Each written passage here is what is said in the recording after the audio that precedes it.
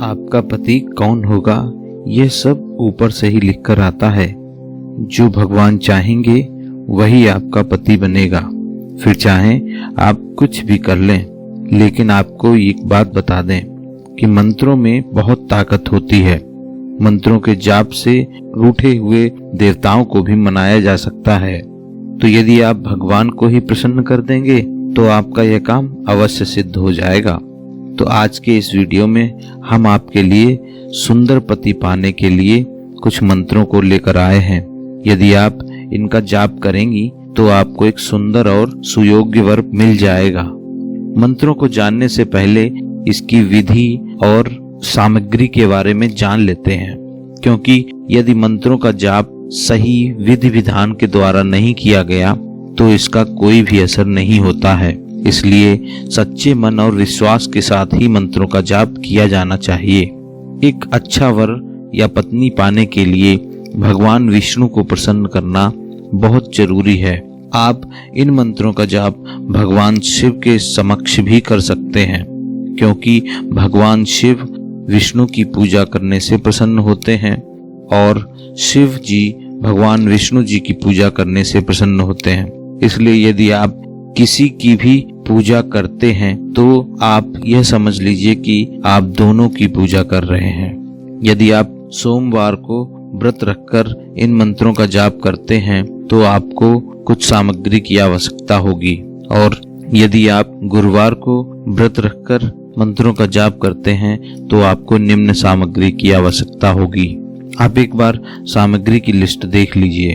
भगवान विष्णु जी या शिव जी की मूर्ति अथवा फोटो, चंदन या स्फटिक की माला जाप के लिए, धूप दीप घी के साथ, गंगाजल, चंदन, सफेद तिल, पुष्प, माला, मिष्ठान, फल, तुलसी पत्र, पान का पत्ता, सुपारी, इलायची और लौंग। आप सबसे पहले थोड़े ऊंचे स्थान पर भगवान विष्णु या शंकर भगवान जी की मूर्ति को रख दें। इसके बाद स्वयं आसन ग्रहण करें। अब गंगा जल से आचमन करें। इसके बाद घी के दीपक को जलाएं और एक पुष्प लेकर भगवान विष्णु जी या फिर भगवान शंकर का ध्यान करें।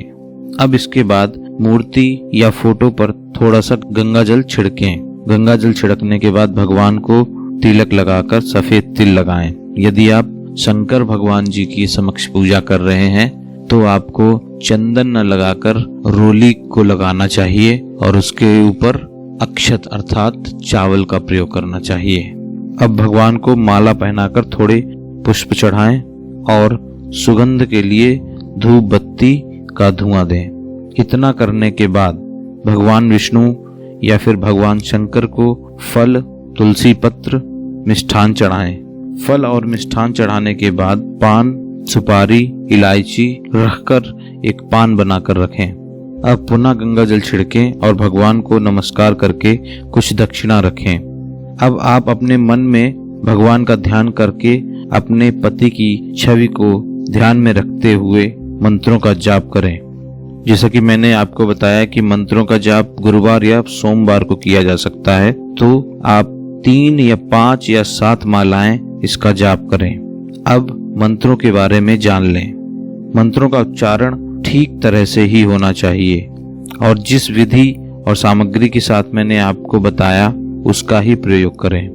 अब मंत्रों को सुने।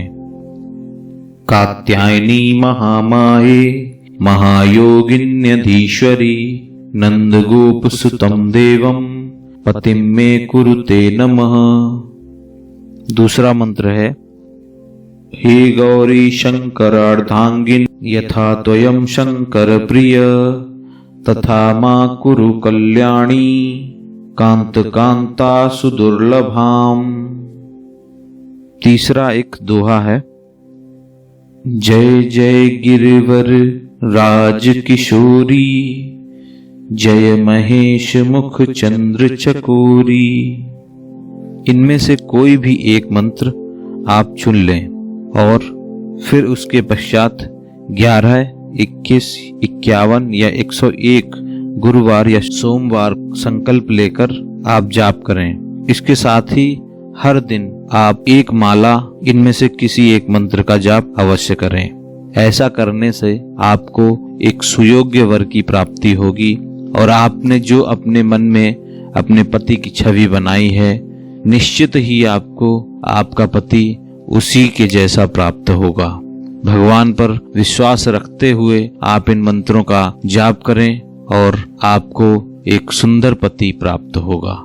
इसी के साथ मैं अपने वीडियो को समाप्त करता हूँ। ऐसी ही जानकारी आपके लिए लाता रहूंगा, इसलिए चैनल को सब्सक्राइब करना ना भूलें और यदि आपको वीडियो अच्छा लगा हो तो इसको लाइक करना ना भूलें।